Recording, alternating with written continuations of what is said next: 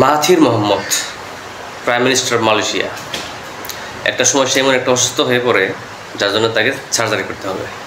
যে সার্জারিটা মালয়েশিয়াতে ছিল না। পরে বলা হলো যে সার্জারি করার জন্যে জার্মানি যেতে হবে, নাহলে পার্শ্ববর্তী দেশ সিঙ্গাপুর যেতে হবে। মাহাথির মোহাম্মদ সে বলল যে না, আমি কোথাও যাব না, সার্জারি একটা টিম মালয়েশিয়াতে আনবা, এনে এখানে স্থাপন করবা, তারপরে শুধু আমি না, এই রোগে যত মানুষ আক্রান্ত আছে পুরো মালয়েশিয়ার সবাই এখানে ট্রিটমেন্ট করবে, আমার দেশের লোক কোথাও যাবে না। নেতা হওয়া দরকার এরকম, প্রাইম মিনিস্টার মন্ত্রী হওয়া দরকার এরকম।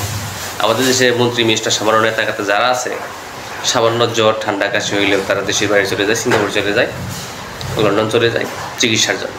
আমাদের দেশের চিকিৎসাটা কীভাবে ভালো হবে? এমন নিয়ম করা দরকার যে দেশের উচ্চ পর্যায়ে যারা আছে তারা কোনো প্রাইভেট ক্লিনিকেও তারা ট্রিটমেন্ট নিতে পারবে না, তারা ট্রিটমেন্ট নিতে হবে সরকারি হসপিটালে। তাহলে সরকারি খাতগুলো উন্নতির দিকে এগিয়ে যাবে, তা না হলে জীবন সম্ভব না।